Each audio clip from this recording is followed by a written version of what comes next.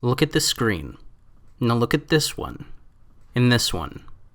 These games are all intimidating shoot-em-ups or shmups or isometric bang-bang games that are a genre of video game I feel requires a level of discipline, patience, hand-eye coordination, luck, and spatial awareness that is commendable and awe-inspiring to achieve. Games like Ikaruga or Cinemora or Chippy are shmups that overwhelm the mind with the number of bullets on the screen and only precise movements and power-ups being your only tools to avoid death. It surprised me then that I was able to dip my toes into such a genre with what I'd consider an absolute masterpiece of a game, one that I'm excited to talk to you all about today. The name of this game is Monolith.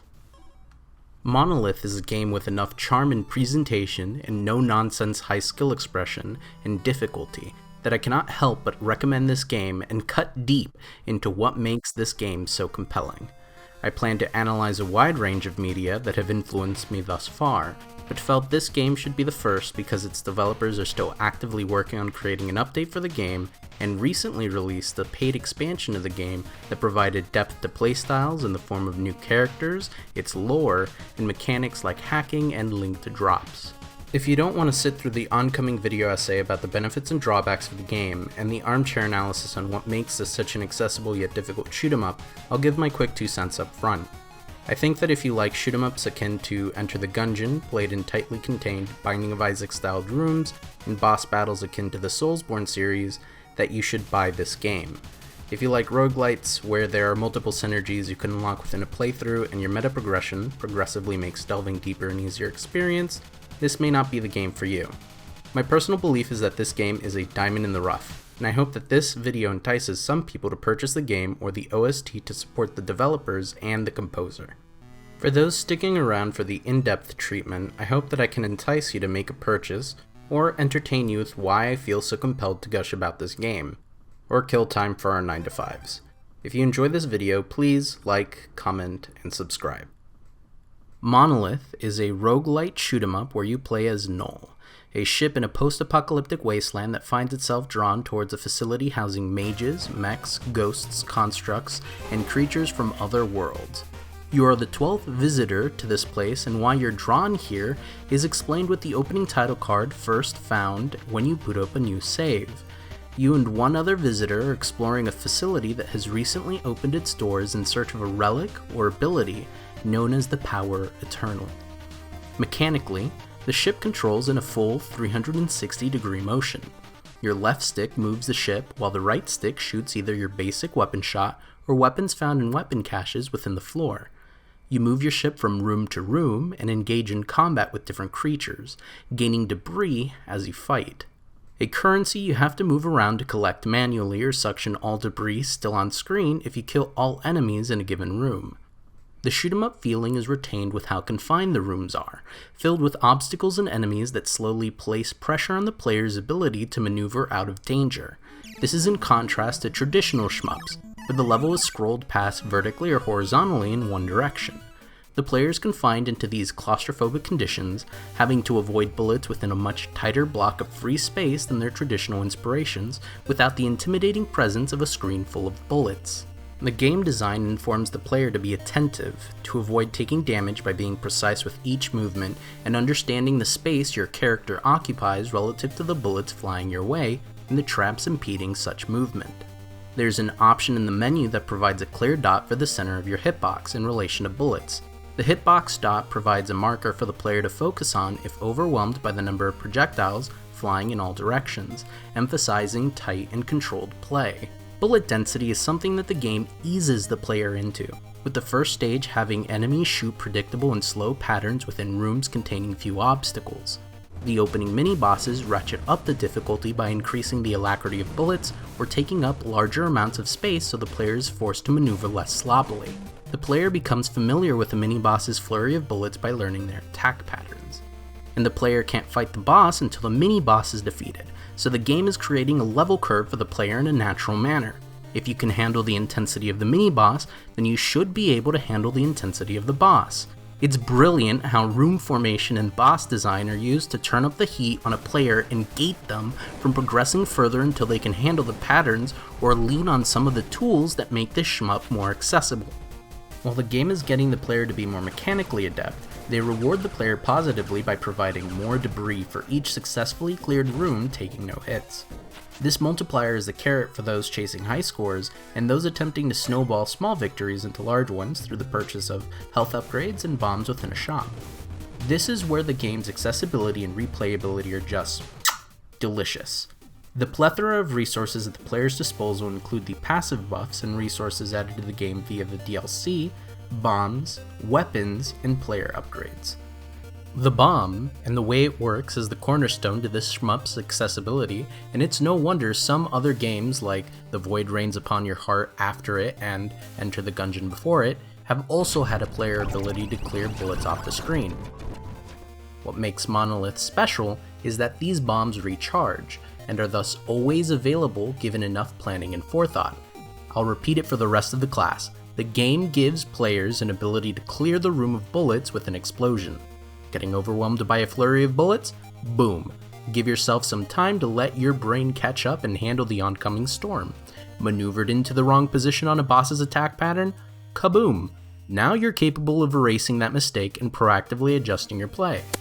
This game gives you the slack necessary to play somewhat sloppily and proceed without being overly generous with the mechanic. You can only carry a total of 6 of these bombs at any given time, and you need to clear 3 rooms in a level before 1 bomb is replenished. So you're still being forced to get better, but maybe at the pace you as a player can handle. Moreover, these bombs are also used to unlock secret rooms in a given floor. So now you're balancing the potential resources that can be acquired from finding a secret room with the benefit of having that extra bomb on hand for a boss fight. Weapons are what you use to destroy enemies, but the weapon you get from a cache might fundamentally change how you can approach a given fight. At the start of the game, you'll be using stuff like the revolver with its 6-bullet assault, or fireballs, or even lasers. And these weapons have affixes or tags that adjust the weapon behavior further, like homing lasers, or bullets that come out after your shots connect with an enemy or wall. And you're not limited to just these few weapons. The beauty here is that you can unlock more weapon types through the roguelite meta progression, and if you don't like the weapon you've unlocked after going through a run with them enabled, you can just disable the weapon. Same thing with affixes you unlock that you just end up not liking. Keep in mind that you can only ever carry 1 weapon at a time, and these affixes are randomly generated on said weapon, so your options when opening a cache vary from run to run. The initial amount of weaponry at your disposal when starting the game is a little lacking in my opinion, but I can assume the developers provided a more limited weapon set to limit the burden of mechanical overhead for the player to deal with when facing off against enemies and bosses. The meta progression here is just to gain access to these new affixes and weaponry added onto the weapon generation pool, meaning that accessibility for players incapable or unwilling to handle the difficulty being limited to a costly care package that provides additional health and damage. It's beneficial that you're not forced to keep a weapon you dislike using in the weapon pool for all future runs, but the meta progression in the game only expands your toolbox. It doesn't give players a secondary way to raise your ability to beat the game with higher stats, and thus provide another avenue of victory for those players. Even though this game is made more accessible with the resources it does provide to the players, it's a missed opportunity for the development team to have aids for those players with low mechanical skill. Moving beyond from that point, there's a limitation to the weapons that come in the form of ammunition. So now, not only do you have to be precise with your movements, you have to be precise with your shots lest the weapon breaks once you run out of ammo. The game layers complexity this way, because now each weapon cache is a restock option if you're willing to abandon your weapon that's low on ammunition. The game provides debris and health if you toss your old weapon away for a new one, the amount of debris and the amount of healing being dependent on how much ammunition was still in the weapon you were holding. Maybe you find a set of affixes on a gun type you like, but your current gun has a ton of ammunition and affixes you also like. Do you take advantage of the new weapon or keep your old one? You can't go back for a weapon once the cache has been opened, so the decision needs to be made then and there. Or maybe you have a weapon you like that's low on ammunition, so now you're scuttling from room to room, desperately killing enemies with as few shots as possible, just for an ammunition pickup to drop. Now you're thinking about your path and may hold off on opening a cache of weapons until your current gun is low on ammunition. This isn't even including the added complexity of stable pickups from the DLC, drops that remain on a floor even if you move past them and cost ammunition to open. This weapon system and the freedom to tailor drops and even some affixes to your playstyle through the meta progression make replaying a run enjoyable, and widen your capacity to inflict pain on mobs and bosses. To the extent that they aid in the whole shmup process depends on how potent the weapon you find is. And the player upgrades, oh god. The game has these stations your ship enters that give you game-altering upgrades and abilities. Stuff like changing your dash into a blink so you can hop over bullets in a given spray pattern, weatherproofing to avoid damage from environmental hazards like lightning and fire and spikes, an additional rechargeable bomb so you can lean on that mechanic more heavily, additional invincibility frames so that when you do get hit you're given more time to adjust and potentially punish the opponent with massive damage. This upgrade isn't something the player has to break their back over either, getting some key or device to unlock in a level. It's just something the player is given access to on each level up to Sanctum, and you need to find it to take advantage of it. I've been gushing about how the game's shooting, its bomb mechanic, and its player upgrades make the shmup aspect easier to handle, but what about the player's movement and exploration? After all, the player isn't being railroaded through a handcrafted level with a start and end point, and the player still has the freedom of movement those traditional shmups have, just in tighter spaces. So how does that compare? Well, exploration and movement is a beast of its own. The map is broken up into squares that the player moves through, like in The Binding of Isaac, and enemies appear when entering an unexplored room. The player is exploring rooms to find those weapon caches and player upgrades, as well as stores to spend debris, and mini-bosses to fight that unlock the boss floor of a given level. There's the expected secret room mechanic to the game, which hides a secret room in a given floor that can only be unveiled through the bombing of a room the secret room is adjacent to. The DLC added crumbling walls that can also be bombed for additional resources. If you're trying to progress quickly from one end to the map to another, the game has a teleportation mechanic, so you can go from one cleared room to another with the press of a button on the map screen. Bringing the scale down to our room encounters to focus on movement, this game rides or dies on the tightness of its hitbox and the player's capacity to avoid bullets in a conceivable manner. It's not enough to fine-tune the bullet speed of the enemies, it's also about fine-tuning the player's capacity to react to and avoid bullets flying their way, and the game does that quite well with its dash mechanic. Now, I'll be the first to admit that this dash mechanic is flawed in some ways. Unlike the Enter the Gungeon dodge roll or the standard rule in a Soulsborne game, the dash provides a ship with no invincibility frames for the player to move through bullets. It is merely an ability that propels a ship from one place to another in a fast motion. The blink, which is the player upgrade you can get for the dash, only allows the player to hop over bullets. You're still susceptible to damage upon your exit, and landing atop a bullet will harm the player, so gauging blink distances becomes its own micro-mechanic. This decision is in favor of the traditional shmup crowd, one that values movement and character placement to avoid bullets over the evasive maneuver itself. It's one thing to roll through attacks and time your dodges just right. It's another entirely to skim by bullets like a fighter pilot, with only your gray matter to crunch the bullet patterns far enough in the future to have your ship positioned to avoid damage. It is a difference that, although I thought was stupid when first getting into the game, quickly melted into the background as just another method the game was feeding me dopamine for avoiding a hailstorm of bullets by my grit alone. One benefit that I took for granted about the game when comparing it to stuff like Gungeon and Isaac is that this ship is lifted off the ground. You have full 360-degree twin-stick goodness to maneuver around the arena when facing an enemy. It removes some additional mental overhead in not only placing your shots right and positioning your ship away from bullets, but avoiding ground terrain. The dash mechanic is more justifiable here because you're not limited to the ground beneath your feet to dodge a bullet. You have full freedom of movement in an arena to perform your evasive maneuvers, and where the dash would fail, your bombs should save you. It's why I feel Gungeon strives with its dodge roll. Not only do you contend with bullets in that game, you contend with the floor hazards and might be stuck in a corner of seemingly unavoidable damage. That damage becomes avoidable with their dodge roll. But this isn't about Gungeon. Up to this point, I've talked about the player tools meant to make the game accessible and the way these tools are affected by and interact with the map and our moment-to-moment decision making. We need to talk about the game's resources and how they too provide benefits to the player in maximizing their chances for survival. These resources are the pickups and how we manage health. The game is pretty forgiving to the player, providing you with a whopping 10 hearts before death and an additional maximum health unit per 4 max heart parts you collect. If you have full health and find a healing item, their healing is converted to heart pieces, so you're never upset to have hearts drop if you're not taking any damage.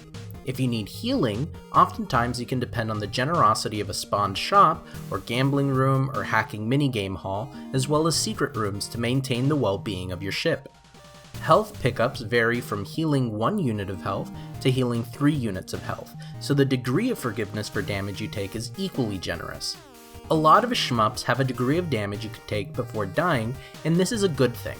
It provides players with enough health to make mistakes as they begin to learn the enemy's bullet patterns and adjust accordingly. The difference between games like Staleman and Void Rains over Monolith is that Monolith is willing to provide the player with a steady stream of health pickups and maximum health units throughout a floor, whereas those games gate health refreshes at the end of a level or as a reward for completing certain challenges in a given boss fight. This isn't to say that those games are worse because of this health discrepancy, just that they're made less accessible because new players' mistakes are more costly. For those that have played the game and have been paying attention to these cartridges on screen, or the weird statues in the secret rooms, this will be dealt with in the DLC portion of the video. All I can say at the moment is that the game added onto its moment-to-moment complexity by introducing additional passive buffs, locked pickups that cost ammunition to open but remain on the floor if you leave them behind, and game-altering secret super buffs that heighten the already pristine formula the game was operating on. It isn't just the high skill ceiling that the game boasts. The game has a cast of endearing characters and understandable yet imposing boss designs that capture my heart and mind. These designs inform the background narrative of our ship, Null, as they're diving through the facility. One aspect of the game that I want to gush about that isn't so mechanically heavy is the game's character design, its backdrops, and its soundtrack. So enemies are split into 5 categories: ghosts, mechs, mages, constructs, and creatures. But what exactly does that mean? Well, at a glance, the game's character design does a good job of providing unique visuals for each enemy that you can tell what type of enemy they are by looking at them. This little ghost here, it's a ghost. What about this skull? Ghost, right? No, it's a machine, and the game reveals this information to you by having skulls with their skin removed to show their metallic true skin. Mages tend to be the most obvious to identify since they tend to be humanoids in robes, casting fireballs, lightning, moving blocks in the environment. You catch my drift. Constructs are either abstract looking, like these little diamonds and plague heads, or these sentient machines like the pipe thing or the spider. Creatures are for really weird and unsettling monsters that don't fit into the other molds, like this Cheshire Cat nightmare, or this giant bullworm. Because these characters operate in defined classes, their weaponry is iterated off of from one enemy to another.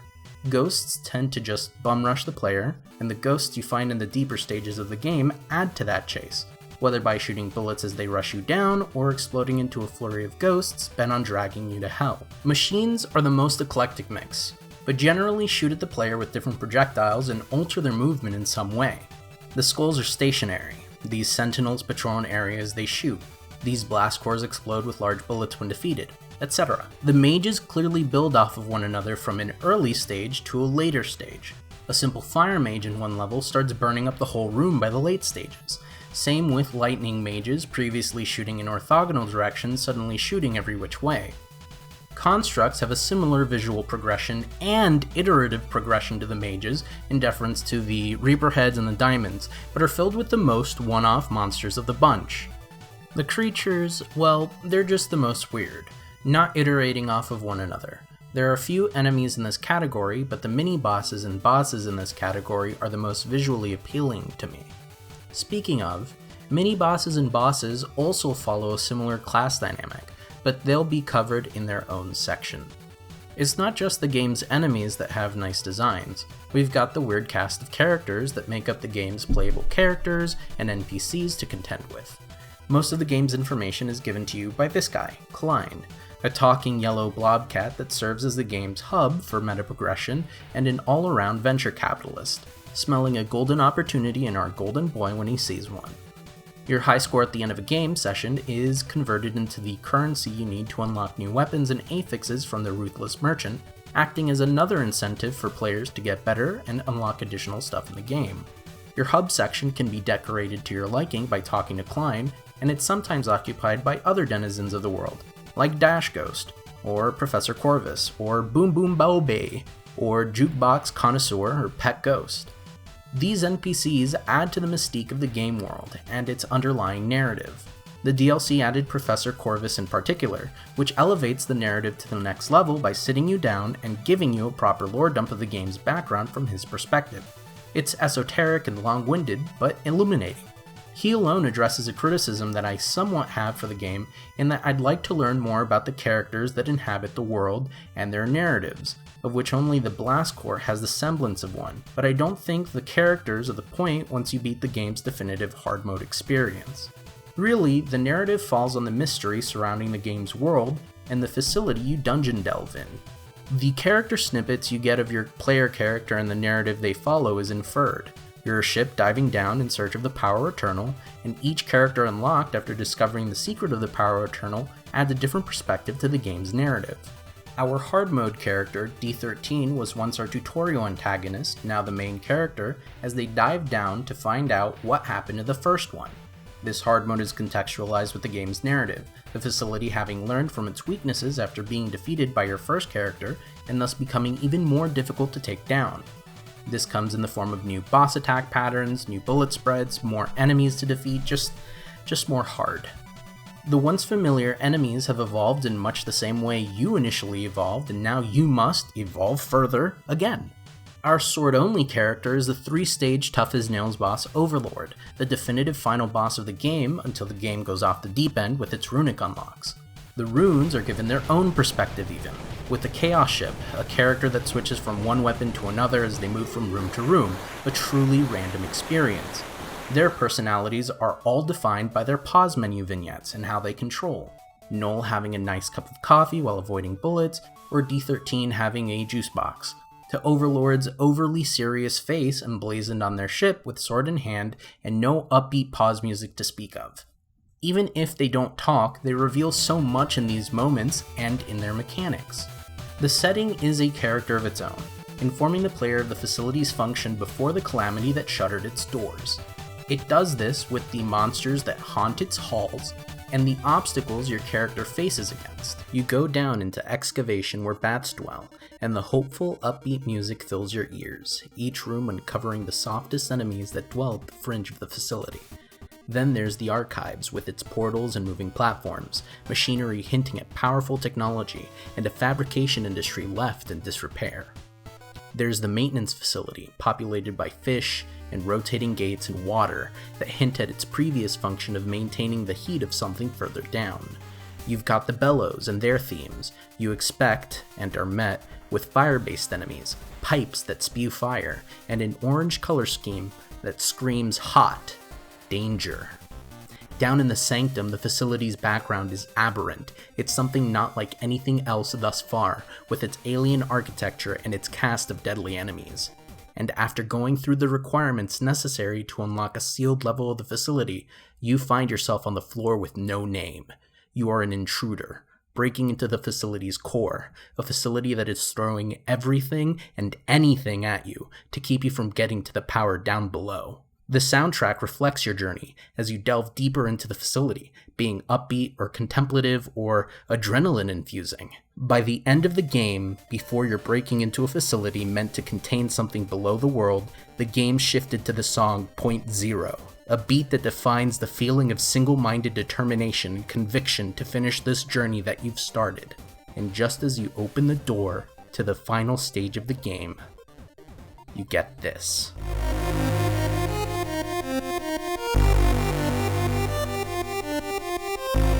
Just an absolute grungy and oppressive mood as the game tells you there's no turning back. There is no tomorrow now that you've gotten up to this point. It's doing so much to communicate this haunting sense of dread, a finality to your actions over having disturbed what was meant to be kept locked away. It's here that I give you all your fork in the road. There's more content ahead, and I've done my best to avoid spoiling a lot of the game's premiere content. Still haven't talked about the DLC, it's coming later, I promise you. Still haven't shown the crazier bosses either. This is my spoiler warning for those still wanting to stick around, and even then, I refuse to cover every little mystery because I want you all to play this game. Buy this game and play it. Purchase Arc of Dreams' fantastic chiptune OST. Give these people your money. Okay, I've held on this long enough. Let's talk about the game's shining beacon of light, the source of what brings me back again and again. Let's talk about the bosses.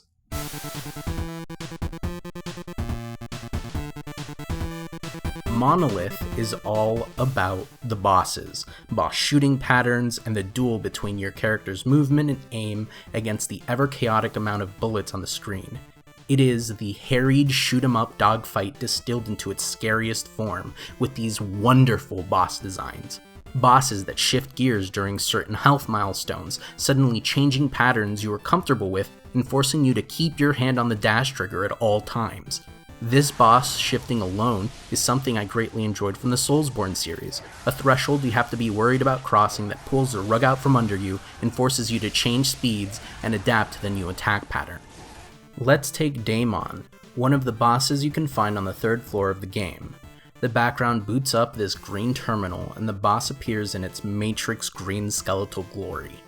They laugh and recede into the background, summoning 2 mages, weak mages, and then stronger ones, all while bullets nibble at the edges of the screen. Once they're dead, it enters the foreground and lights its hands on fire, throwing fireballs with tricky flame patterns.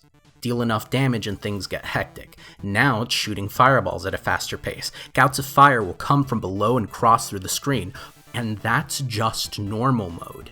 Flick hard mode on and the design pattern your muscles have been training for needs to be tweaked with additional patterns raining hellfire down upon you. One of the first bosses of the game, in the Big Diamond, hints at the spectacle and unexpectedness of this design philosophy. At first, it's a big version of the small diamond enemies you've been facing, but because it's in the center, you're forced to move around it and maneuver in that way to avoid its attacks. And its attack patterns are all about dealing bullets that are slow, but large, taking up precious maneuverability space.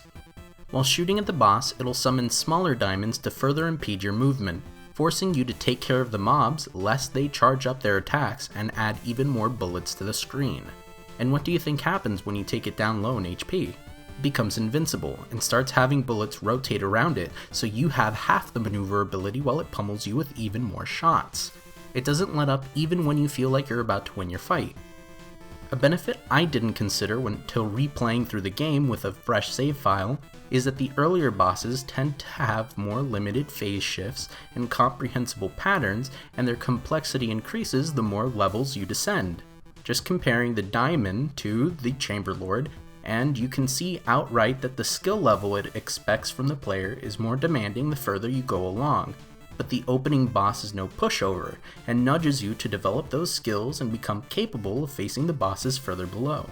You start getting into the rhythm when moving from boss fight to boss fight, collecting as many resources as possible before diving headfirst into that frantic shmup energy. Boss battles condensed in a dogfight duel between your tiny ship and the guardians that stand in your way of achieving your wishes. You've duked it out with boss after boss and end up in the Sanctum, head-jamming music playing in the background. You fight off 3 mini-bosses to gain access to the boss, and come face to face with your first true test of crazy shoot-'em-up skill. Overlord acts as a fantastic first final boss, with 3 different phases testing your capacity to react to its bombast and literal bullet showers, and the level of power you feel once this guardian becomes inconsequential when facing gargantuan foes is it just shows you how far you've come, that a once difficult boss isn't viewed as the finale anymore when compared to the cinematic spectacle of the other final bosses. I'm going to indulge here and talk about the most impactful boss fight in the game for me. I am about to gush over a final boss of the game in detail, revealing patterns and narrative details that I really want people to be unspoiled to. Please, this is your final warning. If you haven't played the game and the bosses have grabbed you in the same way they've grabbed me, do not spoil yourself here. You will be doing yourself a disservice if you did. Everyone ready? The narrative of the game has Null defeat Guardian after Guardian only to be stopped by a strange runic door protected by the Overlord. With a meta progression purchase and 2 boss fights, the door unlocks to have the nameless level revealed. Your little Null fights against corrupted creatures in a laboratory that screams "run away," only to find the final boss of the area, the Machine. With this last obstacle destroyed, you find yourself in the dark. You move forward and find a power upgrade station. Your ship enters the power upgrade station and absorbs the power eternal. Cue credits. And the game boots up again to have D13 on the screen. Where's your little buddy Null? Why is your game locked in hard mode? The bosses and enemies have gotten tougher, and you're stretched to your limits to avoid the bombastic bullet patterns that were once becoming trivial to you. You go through your rigmarole, fighting past the Overlord, retracing the footsteps of your first character to find yourself confronting something different.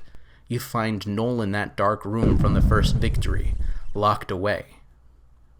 They share a moment and the game sends chills down my spine. All Null can do is beat before the power eternal wraps around it and becomes the final boss, the titular Monolith. Your friend is enveloped and enlarged, shooting huge lasers and bullet spreads that are unable to deter you from your efforts to save them. This is the hardest fight you've dealt with up to this point, and the widest arena space yet. The background is equally frantic, and you don't even notice your rapid ascension up the facility until that brilliant moment where your friend's wings flare up. At once, the both of you are locked in an aerial struggle, the background shifting from the drabber interior colors to this wide gray-blue expanse. That corruptive force is keeping your friend locked down, their bullets a constant struggle to avoid, and a health bar so large that you've never seen it on a boss up to this point. You might even die here. You might die, just at the point that you felt you were able to save your friend, feeling the frustration and anger of having to fight against the system, keeping them enslaved all over again to release them from their cage. By the final stretch of the game, the screen is caked in bullets and lasers, but a sense of peace washes over you as the refinement of your evasive skills make the experience feel like avoiding individual droplets of rain. The music matches the zen, a far cry from the heart-thumping tunes in favor of a soft melody. With your last strike, the shell around Null is broken, and the two of you gently fall from the sky, watching the skyline shift from that gray-blue to a beautiful orange-purple as the sun rises over you all. End scene. To get a little personal, I fought that boss on my rinky-dink laptop in my friend's apartment on an air mattress. I was in a transitionary period in my life and was crashing at my gracious friend's place, and this game was the only one I could run while my PC was disconnected.